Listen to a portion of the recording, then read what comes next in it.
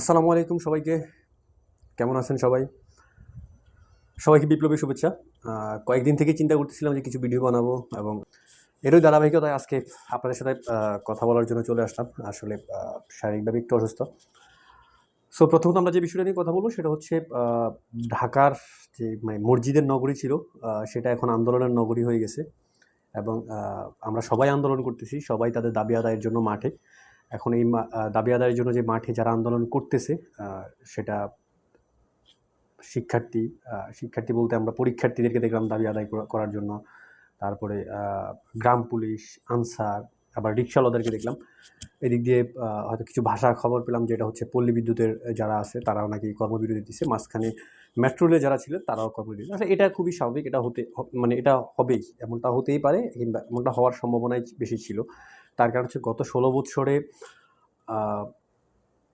মানে এখানে দুটো পার্সপেক্টিভ হতে পারে। একটা পার্সপেক্টিভ গত ১৬ বছর থেকে আমরা কেউ কথা বলতে পারি নাই, কারো কাছ থেকে কিছু চাইতে পারি নাই, সেটার জন্য আমরা এখন চাচ্ছি। সো আমি যদি বলি যে ওই শ্রেণীর মানুষ যদি হয় আন্দোলনকারীরা, তাহলে বলব যে আসলে একটা সরকার ১৬ বছরে যেহেতু আমরা ধৈর্য ধরতে পারছি কিংবা চাইতে পারি নাই, সো একটা সরকার মাত্র ১৭-১৮ দিন কিংবা ২০ দিন ক্ষমতায় আসলো। সো তাদেরকে একটু সময় দেওয়া উচিত। তারা অ্যাটলিস্ট মানে তারা যে সরকার এটাও তো তাদের বিশ্বাস করতে হবে। যেমন আমি এখনও বিশ্বাস করতে পারতেছি না যে প্রতিদিন সকালবেলায় ঘুম থেকে ওঠার পরে যে আসলে দেশের মানে আমি বাক স্বাধীনতা পাইছি। আমরা মানে যে স্বৈরা শাসক আমাদের উপর গত ১৬ বৎসর মানে জগদ্দার পাথরের মতন বসেছিল, সেই মানে খুনি ফ্যাসিস্ট দেশ থেকে চলে গেছে কিংবা ক্ষমতা থেকে চলে গেছে। এটা মাঝে, মাঝে আমিও ভুলে যাই। মানে এটা অনেকটা ওই যে আমরা ছোটোবেলায় যখন রোজা থাকতাম, হ্যাঁ? ১১ মাস পরে যখন রোজা আসতো অনেক সময় দেখা গেছে ভুলে পানি খেয়ে ফেলছি। বিষয়টা অনেকটা এরকম হয়ে যায়। সো যদি আন্দোলনকারীদের মনোভাবটা এরকম থাকে যে আমরা গত ১৬ বৎসর কথা বলতে পারি নাই, কারো কাছ থেকে কোনো দাবি জানাতে পারি নাই। সো আমরা এখন আমাদের দাবিটা জানাচ্ছি। তাহলে সেই প্রসঙ্গে বলতে পারি যে আপনাদের দাবিগুলো অবশ্যই যৌক্তিক। যৌক্তিক দাবিগুলো নিয়ে একটু সময় দেন। সময় দিয়ে তারপরে হচ্ছে আমাদের এই আন্দোলনগুলো করা উচিত। কারণ একটা সরকার আসলে তাকে তো বিশ্বাস করতে হবে যে সে সরকার। সে তারা মাত্র ক্ষমতায় আসলো, সবকিছু গুছায় নিবে, সবকিছু বুঝবে। তারপরে এক, এক করে আমরা হয়তোবা তাদের কাছে দাবি জানাবো। আর এর পিছনে আরও একটা বিষয় থাকতে পারে যেটা হচ্ছে পরাজিত যে শক্তিটা ছিল, যেহেতু গত ১৬ বৎসর তারা প্রত্যেকটা সেক্টরে বাংলাদেশের, আমি যেহেতু আইটি নিয়ে কাজ করি, আইটি ডিপার্টমেন্টের প্রত্যেকটা মানে অ্যাসোসিয়েশনকে পর্যন্ত তারা দলীয়করণ করছে।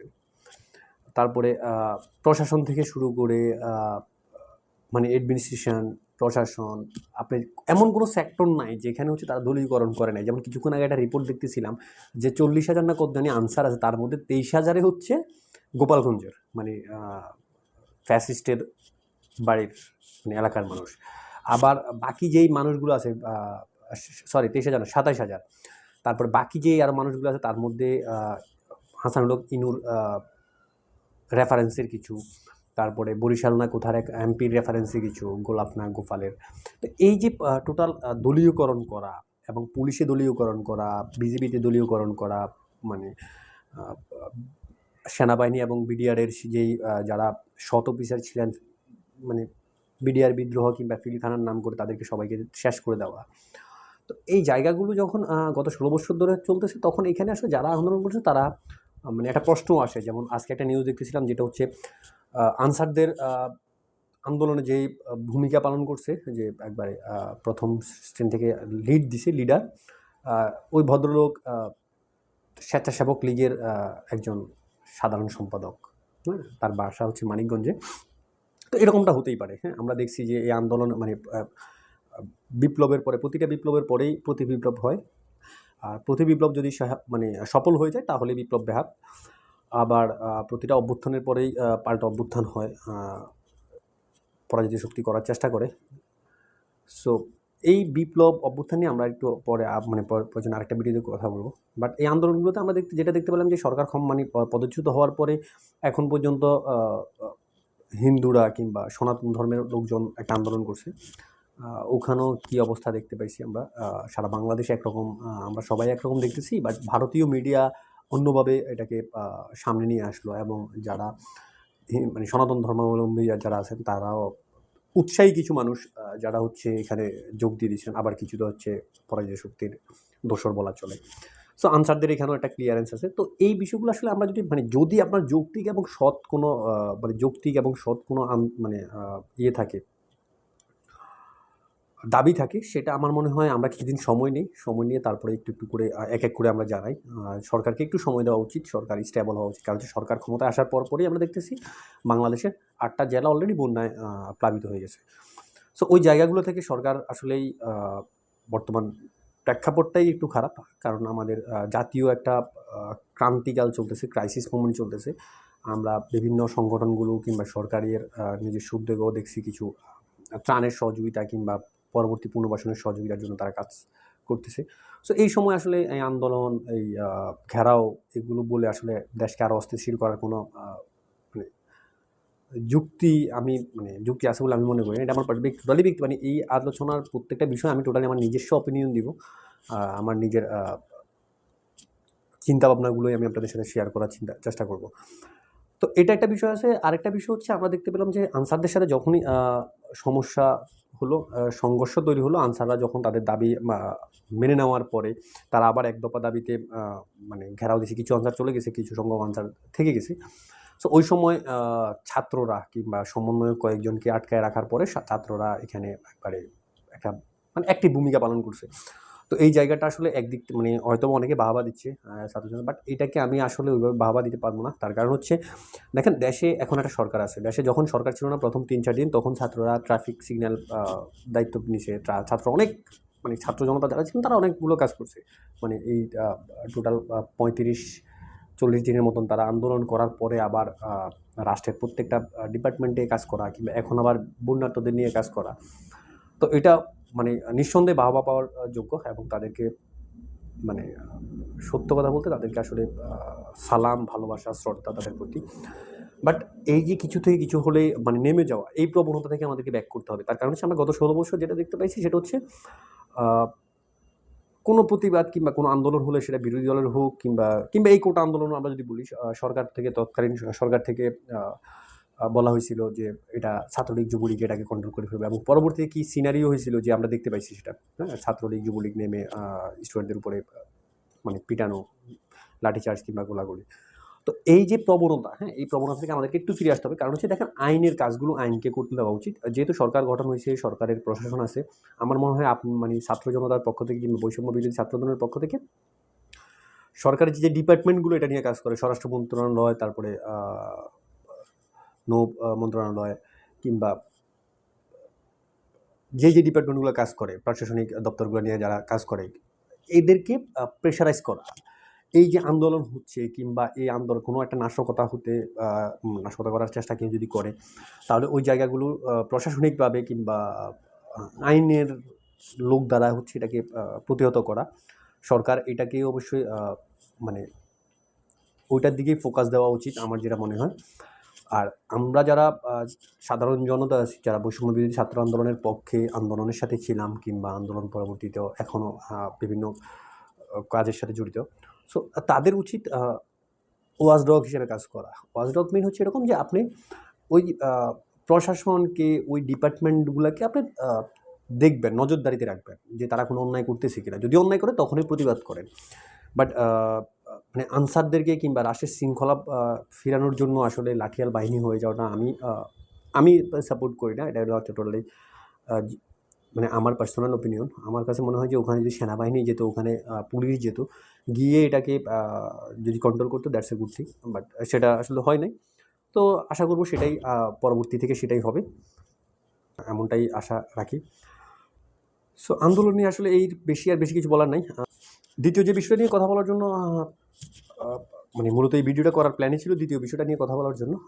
সো আমরা গত কয়েকদিনে প্রায় মোটামুটি দেখছি 200+ মামলা হয়ে গেছে। হ্যাঁ, এটা হতেই পারে। আসলে ওই যে নিউ এজের একটা কার্টুন দেখতেছিলাম যে পাইকারি মূল্যে হত্যা মামলা নেওয়া হচ্ছে। হ্যাঁ, এই বিষয়টা খুবই খারাপ। তার কারণ হচ্ছে আমরা প্রচুর হত্যা মামলা দেখতেছি দেশে। শুধুমাত্র হত্যা হয় নাই, হ্যাঁ, অবশ্যই হত্যা মামলা হবে, অবশ্যই হত্যা মামলা হওয়া উচিত। কারণ যারা নিহত হয়েছেন, যারা আহত হয়েছেন, প্রতিবন্ধী হয়ে গেছে, তারা অবশ্যই হত্যা মামলা করবে। হত্যা চেষ্টা মামলা কিংবা হত্যা মামলা করবে, এটাই খুব সাধারণ। বাট এর পাশাপাশি আমার কাছে মনে হয় যে এখানে মানে অন্য ভেরিয়েন্টের মামলা হওয়া উচিত, যেমন হচ্ছে আপনার করাপশন কিংবা দুর্নীতির মামলা হওয়া উচিত, এখানে মানি লন্ডারিংয়ের মামলা হওয়া উচিত, এখানে ক্ষমতার অপব্যবহারের মামলা হওয়া উচিত। আমাদের শিক্ষা ব্যবস্থাকে ধ্বংস করে দেওয়ার জন্য এই যে ষাঁড় জাফর ইকবাল যে ভদ্রলোক ছিলেন, উনি যখন দায়িত্বে ছিলেন পাঠ্যপুস্তকে, তখন কপি পেস্ট করে দিছে বেশ কিছু জিনিস। এটা নিয়ে মামলা হওয়া উচিত, কারণ একটা জাতিকে যদি ধ্বংস করে দিতে হয় তার শিক্ষা ব্যবস্থা ধ্বংস করে দিলে এনাফ। আপনাকে একটা জাতিকে ধ্বংস করার জন্য শুধুমাত্র তার শিক্ষা ব্যবস্থা যদি ধ্বংস করে দেন, তাহলেই আপনি সাকসেস। এই যে সেই যেই সিস্টেমটা চালু করছে, এবং ওখানে আমরা যেটা দেখছি বিবর্তনবাদ, ডারউইনের বিবর্তনবাদের যেটা ছিল যে বানর থেকে জাফর ইকবালের জন্ম কিংবা সৃষ্টি, এই বিষয়টাকে আসলে এখন এটা অমীমাংসিত একটা বৈজ্ঞানিক বিষয়। তো এটা আমার আমার বিজ্ঞান বই কিংবা আমার পাঠ্যপুস্তকে আসার কোনো জায়গায় নেই।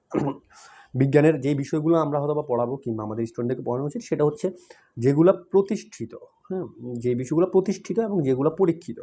বিজ্ঞানে হবে যদি কিন্তু তবে এই শব্দগুলো বিজ্ঞান না। বিজ্ঞান হচ্ছে পরীক্ষিত, বিজ্ঞান হচ্ছে প্রমাণিত। বিজ্ঞানে হতে পারে, হবে যদি, কিন্তু এগুলা আসলে বিজ্ঞান না। তো স্যার বিবর্তনবাদের যে বিষয়টা ছিল কিংবা শিক্ষা ব্যবস্থাকে ক্ষতি করার জন্য তারা যে কাজগুলো করছে, সেটা নিয়ে একটা মামলা হওয়া উচিত তাদের জন্য। আর শীঘ্রই একটা আলোচনা খুব বেশি চলতেছে, যেটা হচ্ছে জাতীয় ক্রিকেট দলের সাবেক প্লেয়ার, সাবেক না বর্তমান প্লেয়ার, অলরাউন্ডার সাকিব আল হাসান, একই সাথে আওয়ামী লীগের এমপি। সো এটা নিয়ে কথা বলতে গেলে আসলে আমাদের সংবিধান নিয়ে একটু কথা বলা উচিত, কারণ সংবিধানে কি আছে সেটা আমার জানা নাই। কারণ হচ্ছে যেমন আমরা বিচারপতি মানিকের বিষয়টা দেখতেছি, বিচারপতি মানিক দ্বৈত নাগরিক। তো বাংলাদেশের সংবিধান অনুযায়ী আমি যতটুকু জানতে পারছি, সেটা হচ্ছে সংবিধানের দ্বৈত নাগরিক এমপি হতে পারে না, দ্বৈত নাগরিক বিচারপতি হতে পারে না। সো এখানে মানিকের বিরুদ্ধে আপনার হত্যা মামলা, আমার মনে হয় হত্যা মামলার বিষয়টা আমি এড়াই যাই, আপাতত সাইড করে রাখি।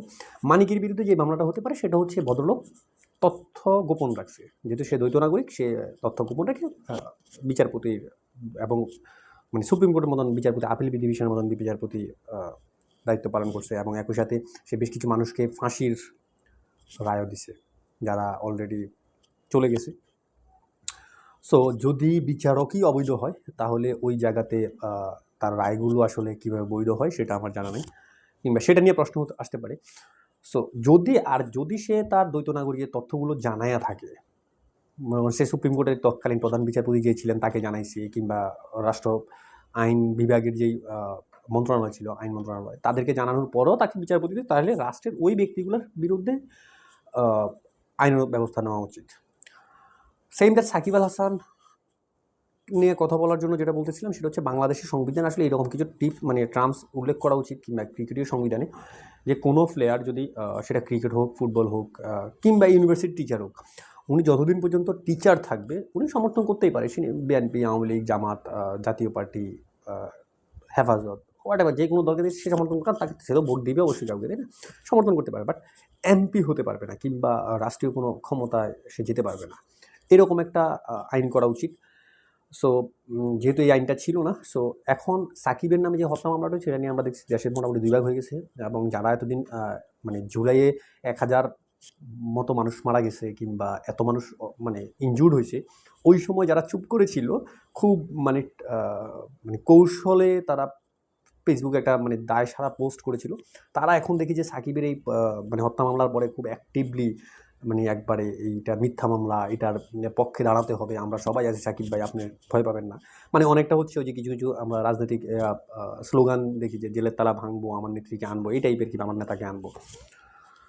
তো ভাই, আপনারা এতদিন কই ছিলেন? যখন দেশের এতগুলো মানুষকে মারতেছে, তখন আপনারা কিছু বলেন নাই কেন? এখন বলুন যে আমরা কেন বলিনি। ভাই, আপনি যদি ভয় পান, বিষয়টা হচ্ছে আপনি সাকিব আল হাসান চুপ করে থাকাটা অপরাধ না।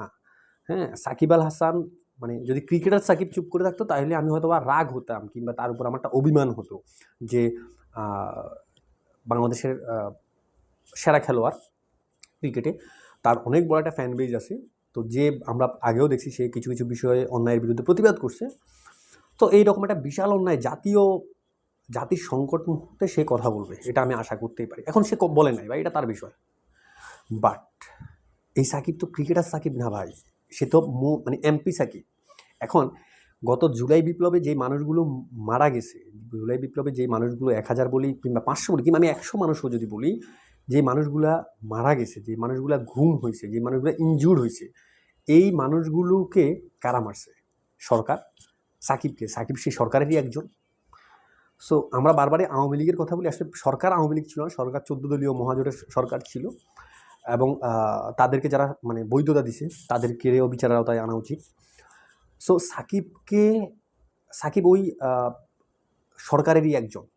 হ্যাঁ, তো এই কারণেই সাকিবের কথা বলা উচিত, কিংবা চুপ করে, এইখানে সাকিব যদি চুপ করে থাকে তার মানে সাকিব এই বিষয়গুলোকে সমর্থন করতেছে, যে হত্যাগুলোকে সমর্থন করতেছে। যদি সাকিব এই সরকারের কোনো ব্যক্তি না হতো, তাহলে সাকিবের বিরুদ্ধে আমার ব্যক্তিগতভাবে আমি কোনো প্রশ্নই তুলতাম না, বিশেষ করে হত্যা মামলায়। সাকিব যদি দুর্নীতি করে, সাকিব যদি মানি লন্ডারিং করে, যদি মানে করাপশনের সাথে জড়িত থাকে, সে যদি ঋণ খেলাপি থাকে, তাহলে তার বিরুদ্ধে আপনি মামলা আনেন, সমস্যা নেই, সেটা দুদকের কাজ, সেটা রাষ্ট্রীয় অন্য অংশের কাজ। বাট এই হত্যা মামলায় সাকিবকে অবশ্যই দায়ভার নিতেই হবে, বিকজ সে ওই সরকারেরই একজন প্রতিনিধি। আর এই মানে খুনটা যখন একটা সিস্টেম যখন চালানো হয়, যেমন প্রশাসনকে যখন নিয়োগ করছে, প্রশাসন কিন্তু শেখ হাসিনার কথাই চলে না। এবং মানে এখন শেখ হাসিনা আসে, বাট এতদিন সরকার ছিল, প্রশাসন সরকারের কথাই চলছে, এবং এটা সরকারি প্রশাসন হয়ে গেছে।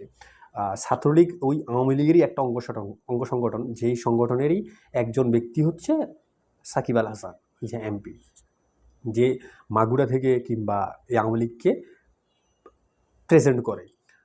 মাশরাফিও সেম, যে হচ্ছে নড়াইল থেকে তার মানে আওয়ামী লীগকে প্রেজেন্ট করে। তো বিষয়টা হচ্ছে এমন না যে সে মানে স্বতন্ত্র থেকে দাঁড়াইছে, সে তো একটা দলের ব্যানারে দাঁড়াইছে। তার মানে কি, আমি এই দলটাকে সমর্থন করি, এবং এই দলের আদর্শ এবং এই দলের নৈতিক বিষয়গুলা, মানে ভালো কাজ এবং খারাপ কাজ সবগুলোকে আমি বহন করি। তো সাকিবের বিরুদ্ধে হত্যা মামলা হওয়া খুবই নর্মাল।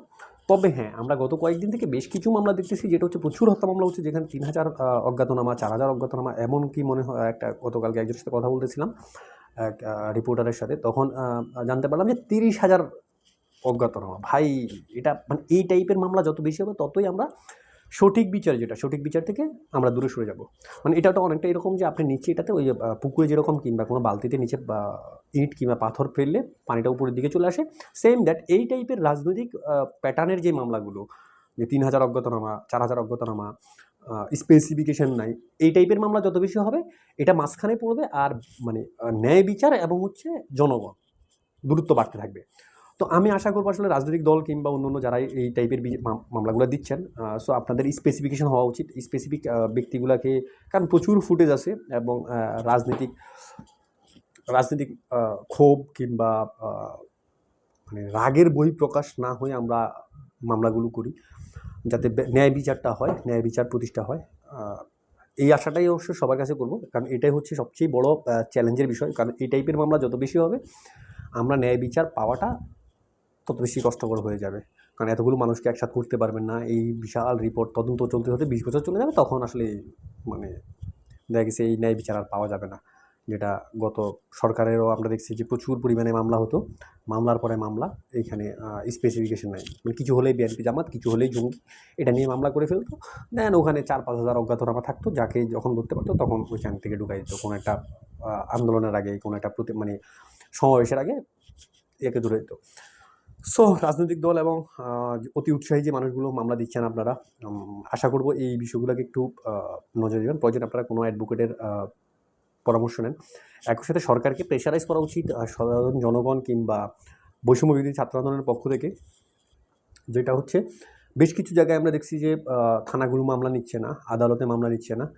তো এই বিষয়গুলো আসলে আমরা জানি এটা একদিনে সম্ভব না, কারণ হচ্ছে পুরো সিস্টেমটাকেই ওরা দলীয়করণ করে ফেলছে। তো এখনও এই সিস্টেমের ভিতরে প্রচুর দলীয় লোক আছে যারা আসলে এটা চাইবে না।